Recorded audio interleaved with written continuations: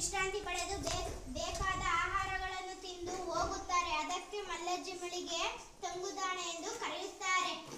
ಸಾಮಗ್ರಿಗಳನ್ನು ತೆಗೆದುಕೊಂಡು ಇನ್ನೂ ಒಂದು ಸಲ ಬಂದಾಗ ಕಾಸು ಕೊಡುತ್ತೇನೆ ಎಂದು ಹೋಗುತ್ತಾರೆ. ಇನ್ನೊಂದು ಸಲ ಬಂದಾಗ ಕಾಸು ಕೊಟ್ಟು ಬೇಕಾದ ಸಾಮಗ್ರಿಗಳನ್ನು ತೆಗೆದುಕೊಂಡು ಹೋಗುತ್ತಾರೆ. ಅದಕ್ಕೆ ಇದನ್ನು ಸಹ ಮಲ್ಲಜ್ಜಿ ಮಳಿಗೆ ಸಹಕಾರಿ ಬ್ಯಾಂಕ್ ಎಂದು ಕರೆಯುತ್ತಾರೆ. ಇದೇನಿದು ಮಲ್ಲಜ್ಜಿ ಮಳಿಗೆ ಸಂಪರ್ಕ ಕೇಂದ್ರ ಅಂತ ಬರೆದಿದೆ.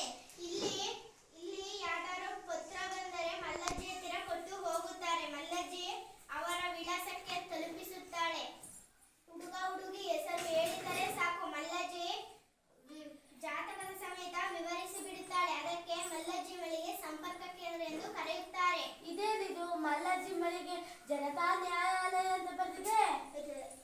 ಕೋರ್ಟ್ನಲ್ಲಿ ಯಾವ ತೀರ್ಮಾನ ನಡೆಯದಿದ್ದರೆ ಮಲ್ಲಜ್ಜಿ ಹತ್ತಿರ ಜನರು ಬರುತ್ತಾರೆ. ಮಲ್ಲಜ್ಜಿ ಯಾರಿಗೂ ಮೋಸ ಆಗದಂತೆ ನ್ಯಾಯ ಹೇಳಿ ಇಬ್ಬರಿಗೂ ಸಮ ಮಾಡುತ್ತಾಳೆ.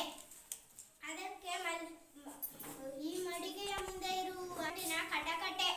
ಮಲ್ಲಜ್ಜಿಯ ಬಳಿ ಯಾವ ವಕೀಲರ ಶುಲ್ಕನೂ ಇಲ್ಲ, ವಕೀಲರ ಫೀಸು ಕೂಡ ಇಲ್ಲ. ಅದಕ್ಕಾಗಿ ಇದನ್ನು ಮಲ್ಲಜ್ಜಿ ಮಳಿಗೆ ಜನತಾ ನ್ಯಾಯಾಲಯ ಎಂದು ಕರೆಯುತ್ತಾರೆ.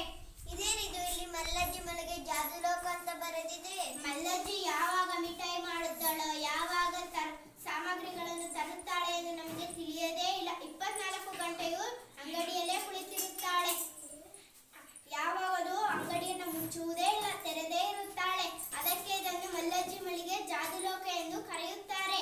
ಓಹೋ, ಈ ಮಲ್ಲಜ್ಜಿ ಮಳಿಗೆ ತುಂಬಾ ಚೆನ್ನಾಗಿದೆ. ನಮ್ಮೂರಲ್ಲಿ ದೊಡ್ಡ ದೊಡ್ಡ ಮಾಲ್ಗಳಿವೆ, ಅದು ಚಿಕ್ಕದಷ್ಟೇ.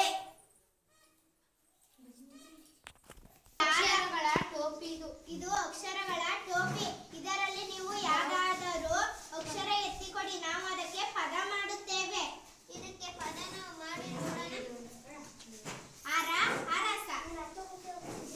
ಇದಕ್ಕೆ ಪದ ಮಾಡಿ ನೋಡೋಣ. ಕನಕ, ಕನಕಾಂಬರ. ಇದಕ್ಕೆ ಒಂದು ಪದ ಮಾಡಿ ನೋಡೋಣ.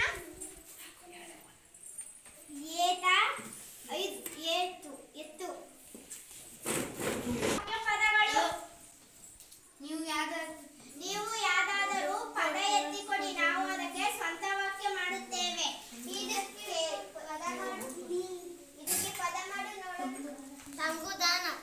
ನಮ್ಮ ಶಾಲೆಯ ಮುಂದೆ ತಂಗುದಾಣ ಇದೆ. ಇದಕ್ಕೆ ಒಂದು ಪದ ಮಾಡಿ ನೋಡೋಣ. ನಮ್ಮ ಶಾಲೆಯ ಪಕ್ಕ. ಇದಕ್ಕೆ ಒಂದು ಸಣ್ಣ ವಾಕ್ಯ ಮಾಡು. ದೇವರು ನಮಗೆ ಆಶೀರ್ವಾದ ಮಾಡುತ್ತದೆ. ಇದಕ್ಕೊಂದು ಸ್ವಂತ ವಾಕ್ಯ ಮಾಡು. ಸುಂದರವಾಗಿದೆ. ನಮ್ಮ ಶಾಲೆ ಸುಂದರವಾಗಿದೆ. ನಮ್ಮ ಶಾಲೆ ಸುಂದರವಾಗಿದೆ. ನಾವು ತಂದೆಗೆ ಬರೆಯಬೇಕು. ನಾವು ನ್ಯಾಯ ಹೇಳುವಾಗ ತೀರ್ಪನ್ನು ಕೊಡುತ್ತಾರೆ. ನಂಗೊಂದು ಪತ್ರ ಬರೆದ್ಬಿಟ್ಟು ಬರ್ಬೇಕು ತಾನೆ. ಪತ್ರನ? ನಮ್ಗೆ ಪತ್ರ ಬರೆಯೋದು ಅಂತಲೇ ಗೊತ್ತಿಲ್ಲ. ನಮ್ಮೂರಲ್ಲಿ ಮಲ್ಲಜ್ಜಿ ಬಳಿಗೆ ಮಗಳು ಪತ್ರ ಬರೆಯೋದನ್ನ ತಿಳಿಸ್ಕೊಡ್ತಾಳೆ. ಹೋಗೋಣ ಬನ್ನಿ.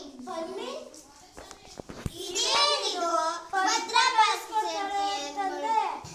ಇದು ನಿಮ್ಮ ಚಿಕ್ಕಮ್ಮ, ಚಿಕ್ಕಪ್ಪ, ದೊಡ್ಡಪ್ಪ, ಅಮ್ಮ, ತಂದೆಗೆ ಬರೆಯುವಾಗ ಪತ್ರ ಇದು ಹೇಗೆ ಬರಿಬೇಕಂತ ತಿಳಿಸುವುದು. ಇದು ಇದಕ್ಕೆ ಒಂದು ಗೆಳತಿಗೆ ಆತ್ಮೀಯ ಪ್ರೀತಿಯ ಅಂತ ಬರಿಬೇಕು. ಅನುಶ್ರೀ, ನಾನು ಬರೆಯಬೇಕು.